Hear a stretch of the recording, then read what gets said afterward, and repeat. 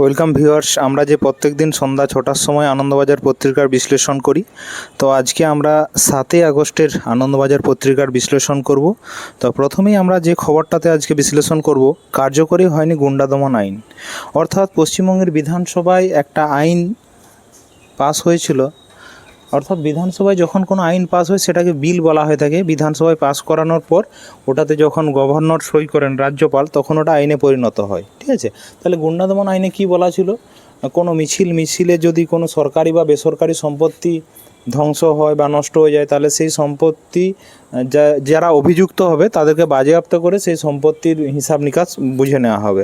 ঠিক এইটাকে কেন্দ্র করে 13ই জুলাই আমাদের কেন্দ্রীয় শিক্ষামন্ত্রী ধর্মেন্দ্র প্রধানের ইস্তফার দাবিতে এইখানে সিজেপি পার্টির যারা সমর্থক ছিল তারা আন্দোলন করেছিল এবং সেই আন্দোলনকে কেন্দ্র করে সমস্যা এবং গণ্ডগোল তৈরি হয়। সেইটার উপর ভিত্তি করে বেশ কয়েকজনকে গ্রেপ্তার করা হয়েছিল এবং তখন দাবি করা হয়েছিল যে গুন্ডা দমন আইনের ভিত্তিতে এদেরকে গ্রেপ্তার করা হচ্ছে। কিন্তু পরবর্তীকালে এটাতে দেখা গেছে গুন্ডা দমন আইনটা যখন হাইকোর্টে বিচার চলাকালীন বিরোধীরা যখন এই আইনের প্রতিবাদ করেন, অর্থাৎ এই আইনকে কেন্দ্র করে একটা জনস্বার্থ মামলা করা হয় এবং জনস্বার্থ মামলার মূল উদ্দেশ্য ছিল যে এই আইনের ফলে পুলিশকে অনেক সক্রিয়তার ভূমিকা দেখা দিয়েছে এবং যার ফলে বিরোধীদেরকে কোণঠাসা করার জন্য সরকার এই আইন নিয়ে আসতে চলেছে। সুতরাং এইখানে আমার একটা শেখার বিষয় কি আছে, তাহলে রাজ্য সরকারের হয়তো মেজরিটি থাকার জন্য বিধানসভাতে যে কোনো জিনিস বিলটা পাস করিয়ে আনতে পারেন, হয়তো রাজ্যপালের কাছে পাস করে সইও করতে পারেন, কিন্তু যদি সেই বিলটা অ্যাপ্রোপ্রিয়েট না হয় সেটা দেখার জন্য কিন্তু হাইকোর্ট এবং সুপ্রিম কোর্ট অবশ্যই আছে। এইটা আমাদের মাথায় রাখতে হবে। মাঝে মাঝে এমন কিছু বিল বা আইন যেগুলো পরিণত হয় কিন্তু সুপ্রিম কোর্টে গিয়ে ওটাকে কিন্তু ফিরিয়ে আনতে হয়। ঠিক আছে, আমাদের একটা আইনের কথা সবারই মনে থাকবে। আজ থেকে 2 থেকে 3 বছর আগে আমাদের বলা হয়েছিল যে মোবাইল নাম্বারের সিম কার্ডের সঙ্গে আধার মানে আইডেন্টিটি যুক্ত করা বাধ্যতামূলক ছিল, অর্থাৎ।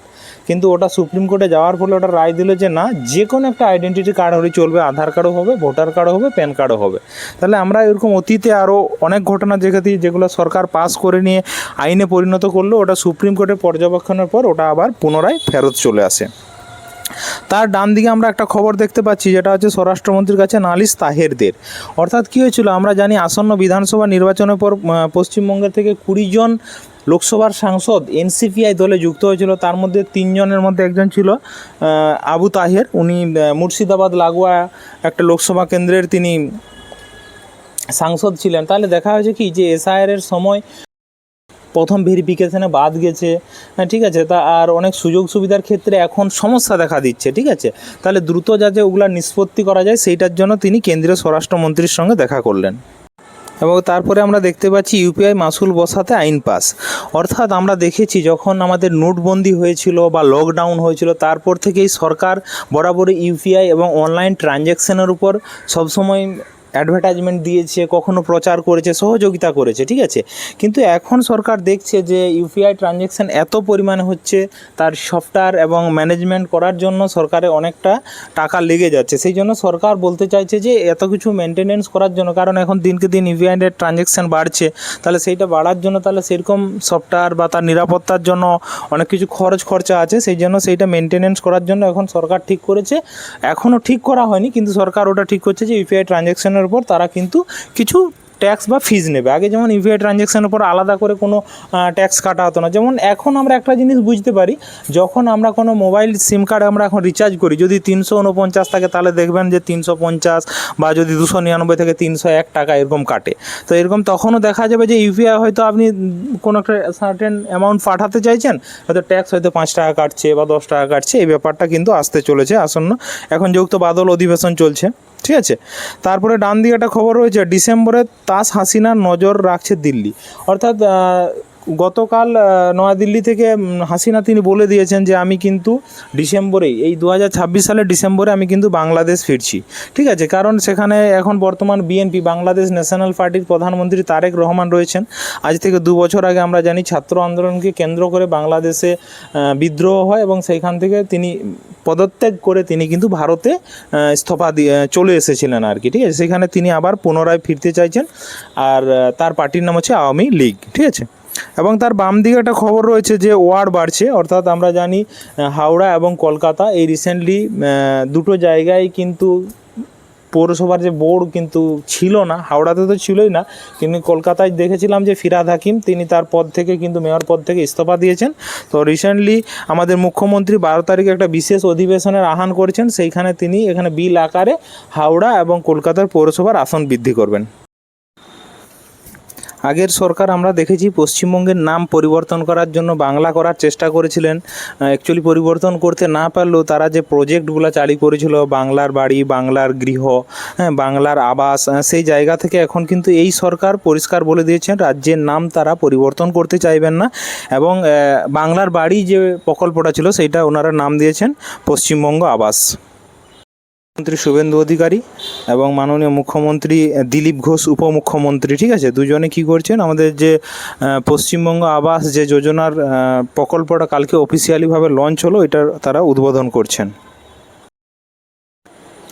কলকাতা স্টক এক্সচেঞ্জ সচলের প্রক্রিয়া শুরু, অর্থাৎ কলকাতা স্টক এক্সচেঞ্জ বলতে কি, আমাদের যে বিভিন্ন শেয়ার মার্কেট হয়, তো শেয়ার মার্কেটের লগ্নিদের সঙ্গে, বিদেশি লগ্নিদের সঙ্গে আমাদের ভারতের যারা লগ্নি থাকে, যারা কেনাকাটা করে, তাদের কমিউনিকেশনের জন্য একটা অফিস থাকে, অফিসে সেখানে লেনদেন, ট্রানজ্যাকশান এবং সব কিছু বোঝা যায়। এবং তার থেকে বড় ব্যাপার, ওখানে একটা বড় জায়ান্ট স্ক্রিন লাগানো থাকে ওই অফিসের কাছে। তার কতটা বাড়ছে কমছে জিনিসপত্রের দাম, নিফটি শেয়ার, এগুলো দেখা হয় আর কি, ঠিক আছে। তো এই কলকাতা স্টক এক্সচেঞ্জ হচ্ছে, এটা হচ্ছে দেশের সব থেকে পুরানো, মানে দ্বিতীয় পুরানো যেটাকে বলে, মানে এর আগে একটা ছিল, তারপরে সেকেন্ড হয়েছিল এইটা। এবং এটা হচ্ছে বোম্বে স্টক এক্সচেঞ্জের পরের স্থান, মানে বৃহত্তমার দিক থেকে যদি দেখি, ঠিক আছে। এই কলকাতা স্টক এক্সচেঞ্জ এটা 1908 সালে প্রতিষ্ঠিত হয়েছিল, এবং পরবর্তীকালে 1997 সালে, 1908 মানে স্বাধীনতার আগে, আর 1997 সালে এর ডিজিটালাইজেশন করা হয়েছিল, ঠিক আছে।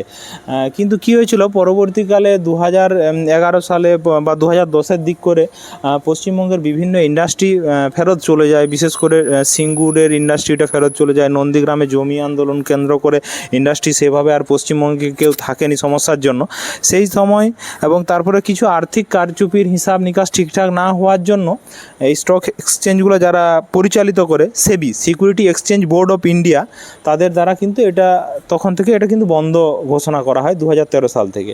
এখানে আমরা স্ট্র্যাটেজিক হিসেবে একটা জিনিস জানতে পারি যে সিকিউরিটি এক্সচেঞ্জ বোর্ড অফ ইন্ডিয়ার এখন চেয়ারম্যান কি আছেন, তুষারকান্তি পান্ডে। আগে এয়ার ইন্ডিয়ার নতুন সিও, আগে ছিলেন এমডি ছিলেন ক্যাম্বেল উইনসন, এখন এয়ার ইন্ডিয়ার নতুন সিও ও এমডি হয়েছেন তোয়েলদে গেব্রেমারিয়াম। এয়ার ইন্ডিয়ার নতুন সিও এবং এমডি হলেন তোয়েলদে গেব্রেমারিয়াম। আমরা দেখতে পাচ্ছি সাংসদের সামনে দাঁড়িয়ে আছেন রাহুল গান্ধী এবং তার বোন প্রিয়াঙ্কা গান্ধী বাডরা। রাহুল গান্ধী হচ্ছে আমাদের লোকসভার বিরোধী দলনেতা, ঠিক আছে। আর এর নিচে রয়েছে বিরোধীদের কথা বলুন স্বরাষ্ট্রমন্ত্রীকে, রিজিজুকে নির্দেশ, অর্থাৎ কেন্দ্রীয় সংসদীয় মন্ত্রী কিরণ রিজিজু রাহুল গান্ধীর সঙ্গে দেখা করার কথা বলেছিলেন যে আমরা বিলগুলো পাস করাতে চাই, আপনারা উপস্থিত থাকুন, আপনাদের মন্তব্য জানান। সেই জন্য রাহুল গান্ধী বলেছেন যে আমাদের কথা যেন স্বরাষ্ট্রমন্ত্রী শুনেন, এই নির্দেশ রিজিজুকে দিয়েছেন রাহুল গান্ধী, ঠিক আছে। পেজে আমরা নিচের দিকে দেখতে পাচ্ছি শাহের কাছে লালডুহোমা, অর্থাৎ লালডুহোমা আছে মিজোরামের মুখ্যমন্ত্রী। তাহলে কী হয়েছে, কারণ এই বাদল অধিবেশনে এফসিআরএ বিলটা আনতে চলেছে। তো এফসিআরএ বিলটাতে কি বলা আছে যে বিদেশি থেকে যে সমস্ত অনুদান সেগুলা বন্ধ করে দেওয়া হবে, ঠিক আছে। কিন্তু মূলত বিদেশিদের থেকে যে ফান্ডিং আছে খ্রিস্টান ধর্মাবলম্বীদের মানুষদের ভাবাবেগে এটা আঘাত লাগতে পারে, আর মিজোরামে বেশিরভাগ মানুষ খ্রিস্টান, সেই জন্য তিনি এই ব্যাপারে কথা বলতে চাইছেন আর কি শাহের সঙ্গে, ঠিক আছে। তো এই ব্যাপারে ওনারাও জানিয়েছেন হয়তো কিছু ক্ষেত্রে তারা শর্ত মঞ্জুর করবেন, যদি ঠিকঠাক হিসাব নিকাশ দেখাতে না পারেন সেক্ষেত্রে তাদের লাইসেন্স কিন্তু বাতিল হতে পারে, সরকারের পক্ষ থেকে এটা জানানো হয়েছে। আমরা ছবিতে দেখতে পাচ্ছি, প্রথমে ছবিতে রয়েছে বিজেপি রাজ্য সভাপতি তথা রাজ্যসভার সাংসদ শ্রমিক ভট্টাচার্য।